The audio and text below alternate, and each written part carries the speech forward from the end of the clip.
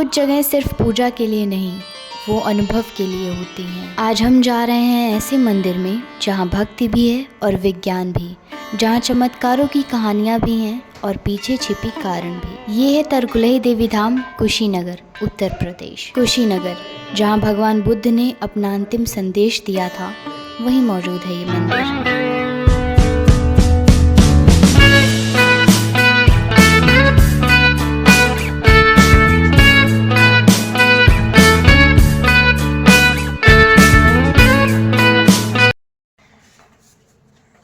2024-25 का ये पहला ठंडक है जिसमें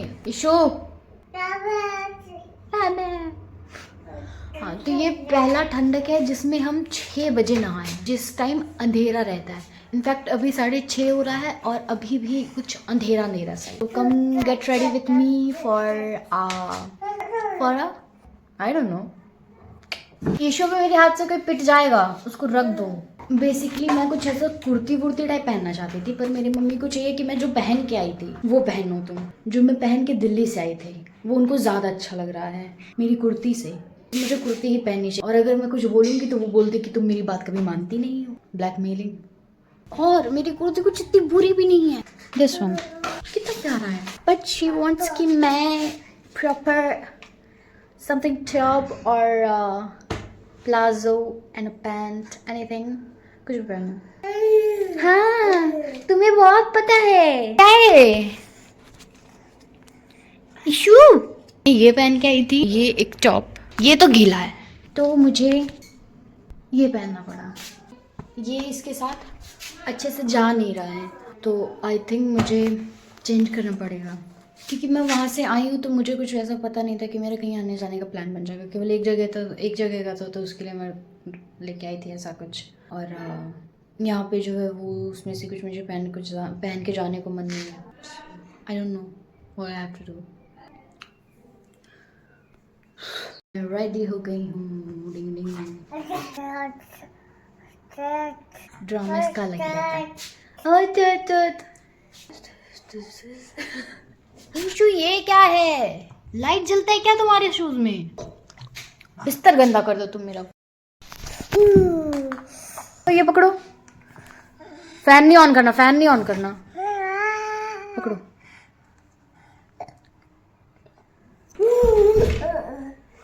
पहले मैं बिस्तर सही कर लूं। By the way, I am looking so cute.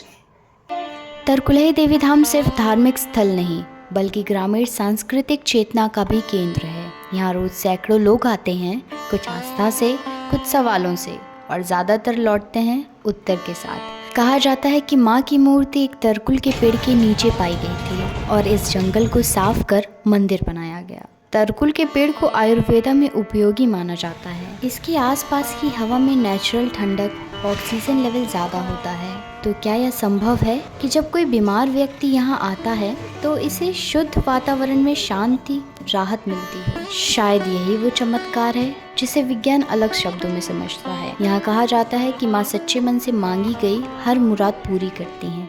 मनोकामना पूर्ति से ये सिर्फ धार्मिक सोच नहीं, इसे मनोविज्ञान भी समझता है। जब हम श्रद्धा के साथ किसी जगह आते हैं और मन से कुछ मांगते हैं, हमारा दिमाग खुद ब खुद उस दिशा में पॉजिटिव तरीके से काम करने लगता है। इस फोकस और विश्वास से ही कई बार जीवन में बदलाव आता है। इसे ही लोग माँ की कृपा समझते हैं। लोग कहते हैं यहाँ की मिट्टी चमत्कारी है, लेकिन क्या आपने सोचा मिट्टी में कौन से तत्व होते हैं जो घाव भरने में मदद करते हैं? कई गांव में मिट्टी को आयुर्वेदिक तरीके से इस्तेमाल किया जाता है। खास तौर पर बेंटेनाइट क्ले टाइप मिट्टी में एंटीबैक्टीरियल गुण होता है और अगर इसे आस्था के साथ लगाया जाए तो मन और शरीर दोनों को राहत मिलता है। कभी कभी इलाज सिर्फ दवाओं से नहीं, माहौल और भावनाओं से भी होता है। मंगलवार और शनिवार को यहाँ खास भीड़ होती है। कभी सोचा है क्यों? ये दोनों दिन पंचांग और ग्रहों की स्थिति के हिसाब से ऊर्जा संचारण के लिए अच्छे माने जाते हैं। यहाँ का माहौल, शंख की ध्वनि, अगरबत्ती की सुगंध और मिट्टी की ठंडक सब मिलकर एक सेंसरी एक्सपीरियंस बनाते हैं जो मन को शांत करता है।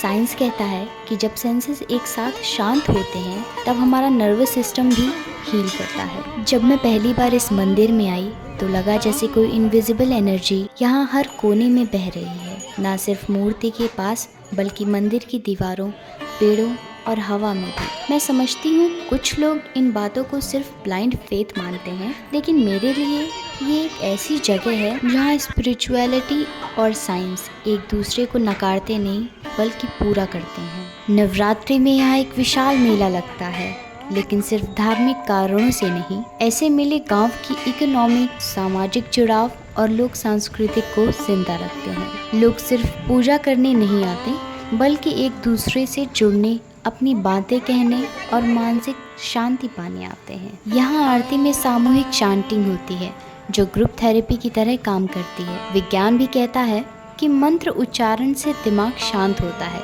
और शरीर में वाइब्रेशन उत्पन्न होता है जो हीलिंग में मदद करता है। तरकुलही देवी धाम की सबसे अलग बात, यहाँ माँ को मटन चढ़ाया जाता है। ये परंपरा आज की नहीं बल्कि सदियों पुरानी एक मान्यता है। जब देवी को रत्ती वाली शक्ति के रूप में पूजा जाता था, उस समय लोग मानते थे कि माँ को बलिदान प्रिय है, क्योंकि वह सिर्फ पालन करने में नहीं बल्कि संकट में रक्षा करने वाली योद्धा देवी भी है। मंदिर से लौटते हुए हाथ में माँ का प्रसाद था, लेकिन मन में बहुत कुछ, इतिहास की गहराइयाँ, परंपरा की बात और एक एहसास कि माँ सिर्फ फूलों से नहीं भरोसों से प्रसन्न होती हैं। पुरानी लोक कथाएं बड़ी हैं पर हमारे पास समय कम है, तो मिलते हैं नेक्स्ट वीडियो में। Thank you for watching. Bye.